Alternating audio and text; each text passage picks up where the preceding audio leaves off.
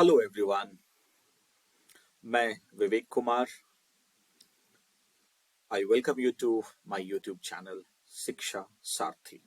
शिक्षा सारथी यानी शिक्षा के सारथी teachers.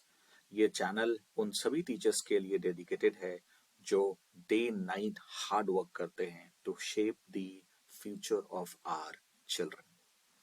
So today we are going to talk about the concepts, the definitions which have been discussed in Chapter 2 of National Curriculum Framework Foundational Stage. So जो concepts discuss किए गए हैं वो आपकी स्क्रीन पर हैं।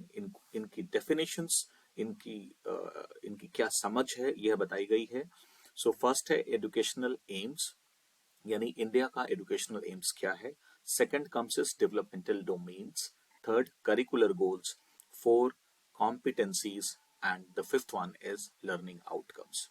So हम ये देखते हैं how these terms, what these terms mean and how these terms are interconnected with each other. So let's start. The very first important thing before we start that we need to understand is this flow of learning standards.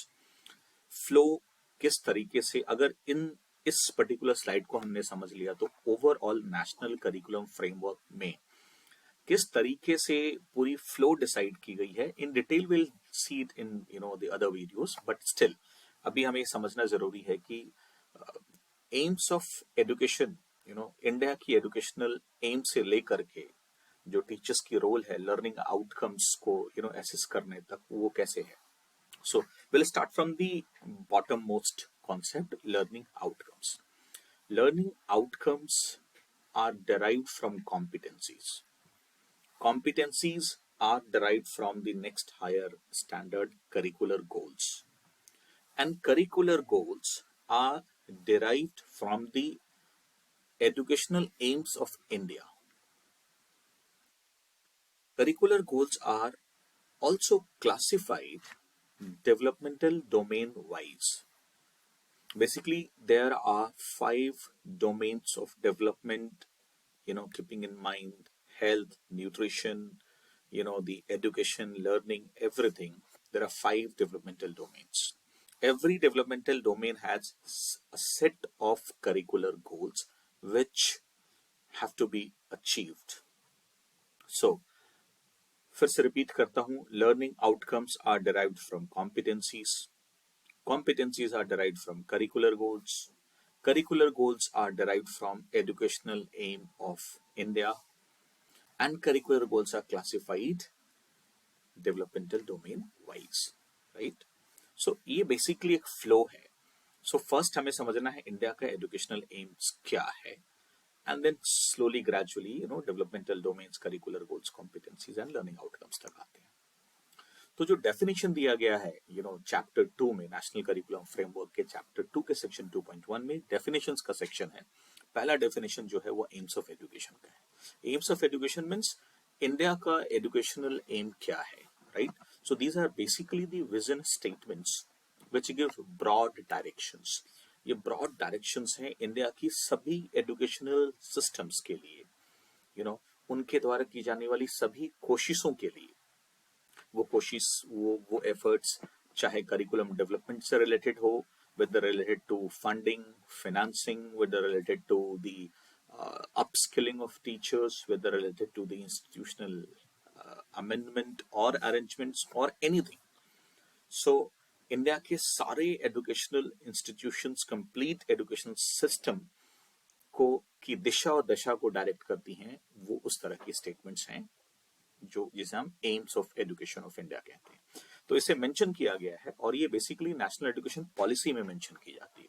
तो national education policy 2020 में क्या mention किया गया है वो मैं आपको बताता हूँ। ये स्क्रीन पर भी आपको साफ दिख रहा है। The purpose of the education system is to develop good human beings capable of rational thought and action, possessing compassion and empathy, courage and resilience, scientific temper and creative imagination, with sound ethical moorings and values. It aims at producing engaged, productive, and contributing citizens for building an equitable, inclusive, and plural society as envisaged by our Constitution. यदि मैं इसे हिंदी में कहूं तो देश की शिक्षा प्रणाली का उद्देश्य ऐसे नागरिकों को तैयार करना है जो अच्छे नैतिक मूल्यों, जिनके थॉट, जिनके विचार रैशनल हो और जिनके एक्शंस, जिनके कार्य भी रैशनल हो, उनमें करुणा और सहानुभूति हो यानी कंपैशन एंड एम्पैथी हो, उनमें साहस हो यानी एनकरेज हो, रेसिलियंस मीन्स लचीलापन हो, फ्लेक्सिबिलिटी हो, वैज्ञानिक स्वभाव हो उनका, और क्रिएटिव इमेजिनेशन यानी रचनात्मक कल्पना जैसी उनमें प्रवृत्तियां हो, ऐसे नागरिकों का निर्माण करना है। इट एम्स, साथ ही हमारे देश की शिक्षा प्रणाली का उद्देश्य भारत के संविधान द्वारा, कॉन्स्टिट्यूशन ऑफ इंडिया द्वारा जो एक परिकल्पित, एक इन्विसेज किया गया है, एक ऐसी सोसाइटी जो इक्विटेबल हो, इंक्लूसिव हो, प्लूरल हो, उसका निर्माण करने में नागरिक यानी सिटीजन्स कंट्रीब्यूट करें, ऐसे नागरिकों का, ऐसे सिटीजन्स का निर्माण करना है। तो ये इंडिया का एजुकेशनल एम है, और इसी एजुकेशनल एम से फर्दर डेराइव होकर आती हैं करिकुलर गोल्स। फिर करिकुलर गोल्स यानी पाठ्यक्रम का क्या होता है, लेकिन करिकुलर गोल्स पर जाने से पहले एक और कॉन्सेप्ट है डेवलपमेंटल डोमेन्स। इसको बस बेसिक यहां समझते हैं, डिटेल में हम आगे के कई वीडियोस में इसको समझेंगे। सो बेसिकली किसी भी बच्चे के लर्निंग डेवलपमेंट एंड जितने भी एस्पेक्ट उसके हो सकते हैं, हेल्थ से रिलेटेड, लर्निंग से related, mental development, bodily development या उसके इमोशनल डेवलपमेंट, उस सबको डोमेन्स में डिवाइड किया गया है। सो बेसिकली 5 डोमेन्स में क्लासिफाई किया गया है जो आपके सामने है। First one is physical development, second comes is socio emotional and ethical development, third is cognitive development, fourth one is aesthetic and cultural development, and fifth one is language and literacy development। Basically ये 5 developmental domains हैं, और इन्हीं developmental domains को base बनाकर finally curricular goals classify की गई हैं, decide की गई हैं। तो करिकुलर गोल्स पर जाने से पहले एक छोटा सा और कॉन्सेप्ट है जो इसी चैप्टर में उसको डिस्कस किया गया है, बहुत ब्रीफ में वो आपको बताता हूं। ये पंचकोशा एक कॉन्सेप्ट है, यानी आप देख सकते हैं जैसा कि वर्ड से लगता है, पंचकोशा, जो बेसिकली एक उपनिषद जो बहुत ही एंशिएंट उपनिषद है, तैत्तरीय उपनिषद, इसमें इसकी डिस्क्रिप्शन, इसमें इसकी चर्चा की गई है। तो ये पंच मीन्स 5, 5 कोशा, सो 5 लेयर्स हैं बेसिकली।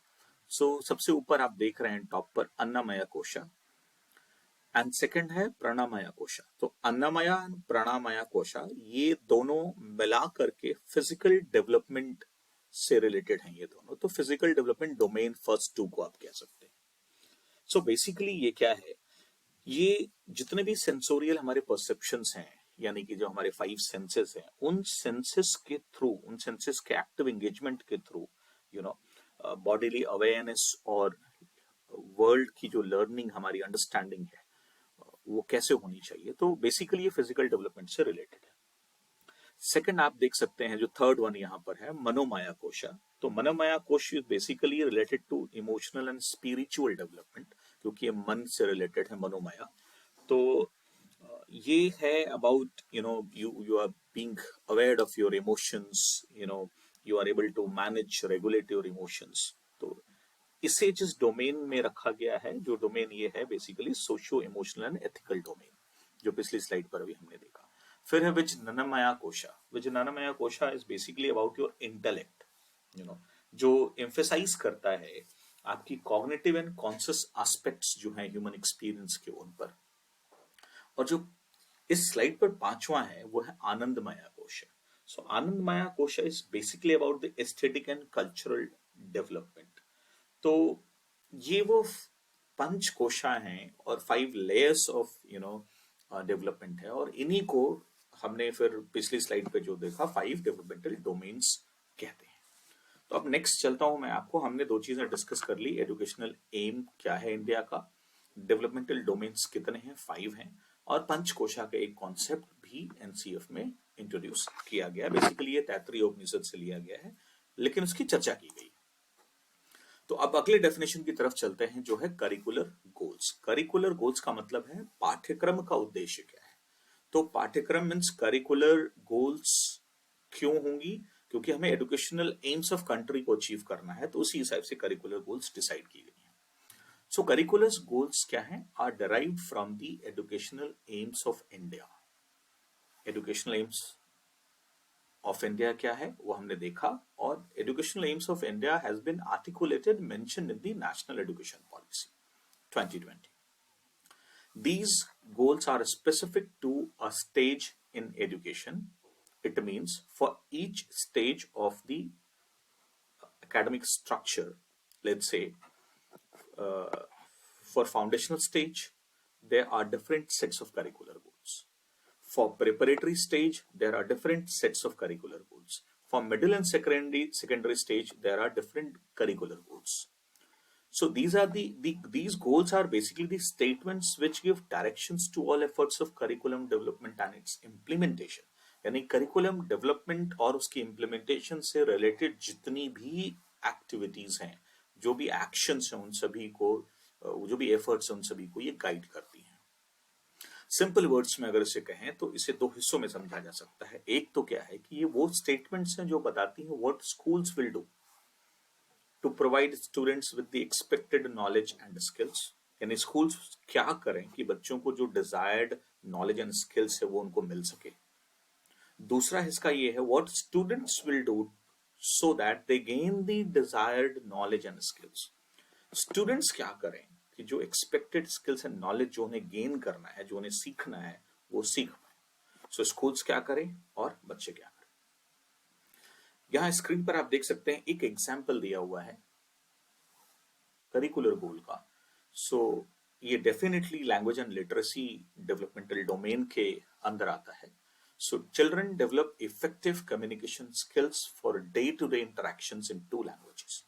यानी बच्चे इफेक्टिव कम्युनिकेशन स्किल्स डेवलप कर पाए अपनी डे टू डे जिंदगी के लिए, लाइफ के लिए, और ऐसा दो भाषाओं में हो, दो लैंग्वेजेस में हो। सो ये करिकुलर गोल क्या है, इस गोल को अगर हमने अचीव कर लिया तो हम इंडिया की एजुकेशनल एम को अचीव कर पाएंगे। ये उस हिसाब से हमें इसको समझना है।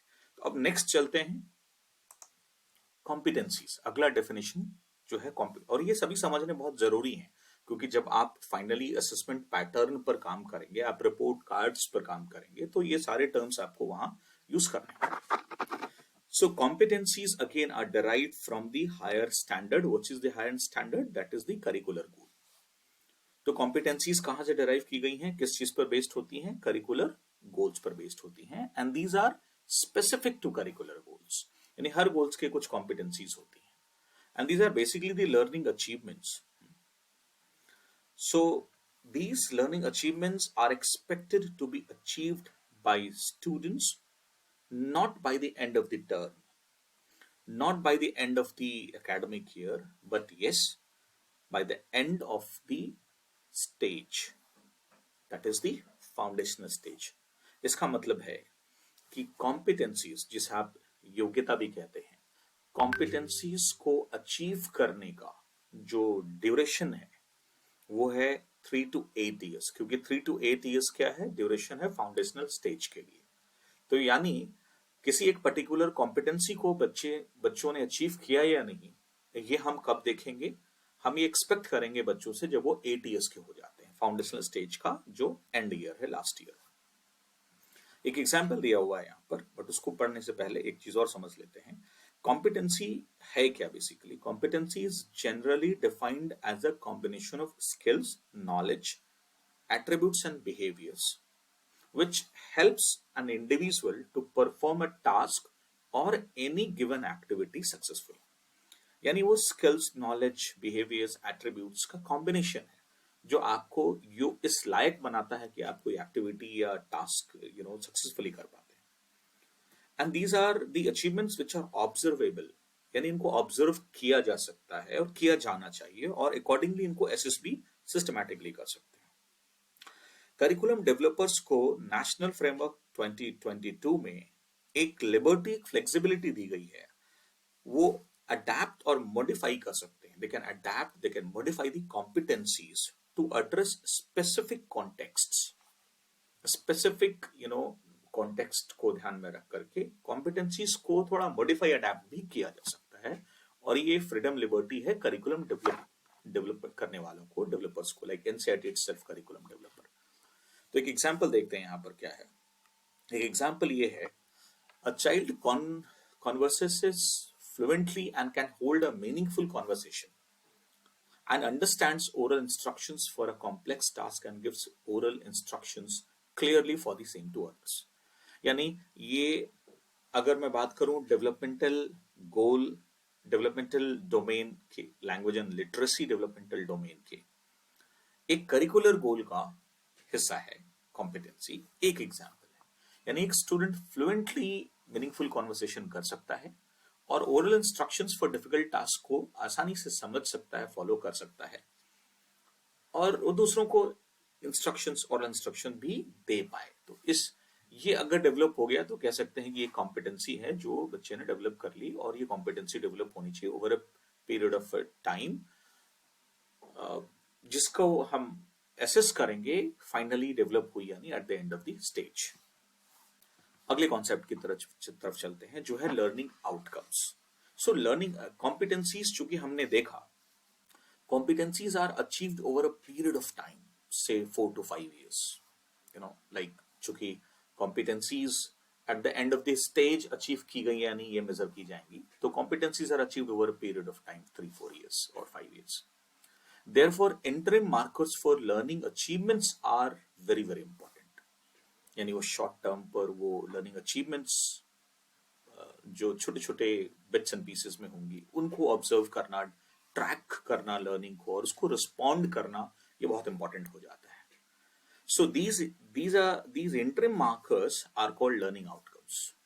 यानी ये कह सकते हैं learning outcomes are granular milestones of learning and they usually progress in a sequence leading to achievement of a competency. क्योंकि लर्निंग आउटकम से ऊपर का स्टैंडर्ड, हायर स्टैंडर्ड के नेक्स्ट कौन सा है? कॉम्पिटेंसी। कॉम्पिटेंसी से ऊपर क्या है? करिकुलर गोल। करिकुलर गोल से ऊपर क्या है? टॉप पर एजुकेशनल एम्स।